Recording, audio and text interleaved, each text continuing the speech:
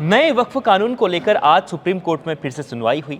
Supreme court ने कई बातें कही हैं और साथ में नए वक्फ कानून के खिलाफ जिन लोगों ने याचिकाएं दायर की गई हैं उनके वकीलों ने सुप्रीम कोर्ट ने कई बातें रखी हैं। अब वो क्या बातें थी, सुप्रीम कोर्ट ने क्या कहा है और क्या होने वाला है, इस पर बातचीत करेंगे। मेरे साथ अरुण सर हैं। सबसे पहले सवाल सर यही कि जिस तरीके से कहा गया कि मंदिर और मस्जिद की तुलना वहाँ पर की गई, बातचीत हुई, क्या बातचीत हुई है? देखिए नरेश, ये बहुत इस वक्त कानून के जो है पार्लियामेंट से पास करने के बाद लगातार ये चर्चा में है जी इस समय। जो कोर्ट में बहस हो रही है, सभी जो उसके विपक्ष में है वो लोग चाह रहे हैं पूरे कानून के इम्प्लीमेंटेशन पर ही रोक लगा दिया जाए। इसी इंटरिम स्टे को लेकर जो है वो बहस चल रही थी। आज तकरीबन 4 घंटे, पौने 4 घंटे के करीब बहस हुई, जिसमें 4 प्रमुख वकील, आप जानते हैं कि याचिकाकर्ताओं की तरफ से कपिल सिब्बल हैं, अभिषेक मनु सिंघवी हैं, धवन साहब हैं, एक सीयू सिंह भी हैं, कई 4 प्रोमिनेंट लॉयर्स ने जो अपनी दलीलें रखी। उसमें 2-3 बातें बड़ी हैं। उसमें 2-3 बातें बड़ी ये हैं कि उसमें जो सबसे बड़ी बात है कि जो पूरे कानून का उनका मानना है कि जो प्रोविज़न जिस तरह से लाया गया है उसमें 2-3 एस्पेक्ट बहुत बड़े हैं। 3 मुख्यतः देखा जाए तो 3 बिंदुओं पर चर्चा हो रही है। तो 3 बिंदुओं में जो कानूनी रूपरेखा को उन्होंने पहले कहा है कि ये साहब जो है प्रॉपर्टी को छीनने की बात है। वक्त प्रॉपर्टी पे गवर्नमेंट की एक नज़र है जो छीनना चाह रही है, तो उसको बड़े प्रोमिनेंटली उसमें उन्होंने एक बात कही कि साहब अगर कोई भी प्रॉपर्टी है उसके ऊपर अगर सरकार कमिश्नर जो अपॉइंट होगा अगर वो प्रूव करने लगता है तो उसी क्षण से उसका वक्फ स्टेटस चला जाता है। ये बहुत बड़ी बात उनका मानना था कि वो जब तक उसका कंक्लूजन होगा उसके पहले ही उसी क्षण से उसका वक्फ स्टेटस चला जाता है। दूसरी बात जो है एक जो आती है वक्फ बाय यूजर, ये बहुत कंट्रोवर्शियल पॉइंट हुआ। वक्फ बाय यूजर्स पे उन्होंने कहा कि वक्फ बाय यूजर्स में ध्यान ये आता है कि जो पहले से वक्फ की प्रॉपर्टीज़ हैं और जो रजिस्ट्रेशन जिनका प्रॉपर्टीज़ का होना चाहिए, तो कानून में है कि जो वक्फ की प्रॉपर्टीज़ है उनका रजिस्ट्रेशन होना चाहिए। और वकीलों का मानना है, जैसे सिब्बल साहब का मानना था कि इसमें कई चीज़ें, इवन संभल की मस्जिद हो चाहे जामा मस्जिद, जो प्रोमिनेंट एग्जाम्पल्स उन्होंने दिया कि 1954 से जो है हमारे यहाँ प्रॉपर्टीज रजिस्टर हो रही हैं, लेकिन उसके बाद में जो प्रॉपर्टीज उसके पहले से चली आ रही वक्फ बाय यूज़ में जो चली आ रही हैं उनका रजिस्ट्रेशन नहीं है, तो क्या वो छिन जाएंगी प्रॉपर्टीज? तो उस पर एक बात और भी आई है उसके साथ में जो जिस तरह की जो बहस कपिल सिब्बल जो कह रहे थे कि मंदिर में चढ़ावा जाता है और मस्जिद में चढ़ावा। हाँ, ये बहुत इंटरेस्टिंग पॉइंट है। तो उस पर जज साहब ने बोला कि मैं तो गया हूँ, चर्च में भी गया हूँ, दरगाहों में गया हूँ, वहाँ तो चढ़ावा चढ़ता है। तो उन्होंने कहा कि चर्च, दरगाह और मस्जिद में अंतर है।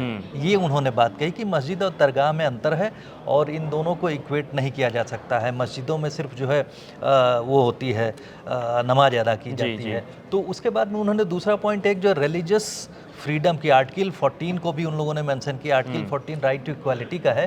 2 आर्टिकल और है, आर्टिकल 25 और 26, जो उसमें जो एक रिलीजियस फ्रीडम की बात आई है और दूसरे जो मैनेजमेंट ऑफ रिलीजियस प्रॉपर्टीज 26 में। तो ये एस्पेक्ट भी बहुत उस पर डिस्कशन में आया है, इसको भी रखा गया है। लेकिन जैसा मैंने कहा कि वक्फ बाय यूजर्स वाले में बड़ा एक पेच फंसा हुआ है। और तीसरी बात एक और आप जानेंगे कि जो अपॉइंटमेंट को लेकर है कि मेंबर्स को, उनका मानना था कि पहले जो मेंबर्स अपॉइंट होते थे वो जो है एक तरह से इलेक्ट होते थे, तो और सभी मुस्लिम हुआ करते थे।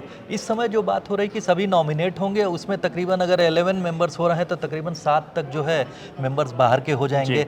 तो उसमें जो है वो और नॉन मुस्लिम भी हो सकते हैं। तो ये भी एक कंटेंशन है कि उसमें जो है वक्फ प्रॉपर्टीज के मैनेजमेंट को लेकर बहुत बड़ा पेंच फंस जाएगा। ये भी बड़ा कंटेंशन है। और एक बात और आती है कि जो रिलीजियस कन्वर्जन से लेकर कि साहब कोई मुस्लिम कन्वर्ट हुआ है, वो अपनी प्रॉपर्टी को वक्फ में देना चाह रहा है, वक्फ बनने चाह रही है, उसकी प्रॉपर्टी चाह रहा है, तो उसमें जब तक कन्वर्जन के बाद 5 साल के बाद ही वो कोई प्रॉपर्टी वक्फ कर सकता है। तो ये बहुत सारे एस्पेक्ट, बहुत सारे ऐसे प्रावधान है सर जिसकी लगातार इसका विरोध कर सुप्रीम कोर्ट ने भी कुछ स्टेज लगाए हुए हैं।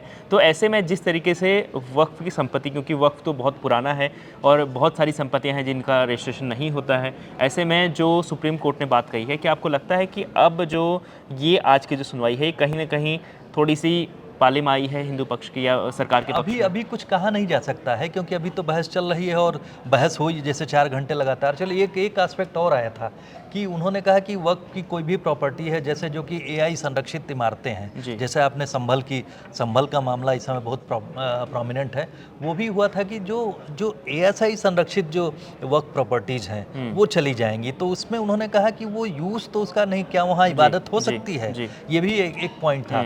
और वक्फ वाली प्रॉपर्टी जो एआई संरक्षित है, तो वक्फ प्रॉपर्टी कैसे हो सकती है, ये भी इस जी। समय मुद्दा है, क्योंकि बहुत सारी प्रॉपर्टीज हैं जिसमें वक्फ एआई संरक्षित है। मैंने अभी एग्जांपल दिया संभल की मस्जिद का, लेकिन वहाँ पर लोग नमाज अदा करने जाते जी, हैं। जी, जी। तो ये सब बहुत सारे पॉइंट हैं जो डिफ़िकल्ट, जो देखा जाए कि जो लोगों के लिए सामने डिफ़िकल्ट सिचुएशन बनी हुई है। लेकिन सबसे बड़ा उन लोगों को जो है अपॉइंटमेंट को लेकर, वक्फ वाई यूजर्स को लेकर, और मैंने जैसा कहा कि जो इक्वालिटी की बात कही कि और दूसरे धर्मों के साथ में जो इक्वालिटी की बात है, उसका हनन हो रहा है। सबको रिलीजियस फ्रीडम है, मंदिरों की बात होती है कि उनको अपने अधिकार हैं, लेकिन इसी वक्त की ही प्रॉपर्टीज़ को क्यों निशाना बनाया जा रहा है। तो उसमें वकीलों का मुख्य था कि ये इस एक्ट का एज होल जो है, यानी मतलब पूरी तरह से इस एक्ट को पारित करने का मामला ही है सिर्फ कि वक्फ की प्रॉपर्टीज़ को क्या लिया जाए। तो आज की जो पूरी कार्रवाई है उसमें जो सबसे इंटरेस्टिंग पॉइंट यही था कि बातचीत जो हुई मंदिर, मस्जिद और दरगाह को लेकर हुई। मंदिर में चढ़ावा चढ़ता है, इस तरीके का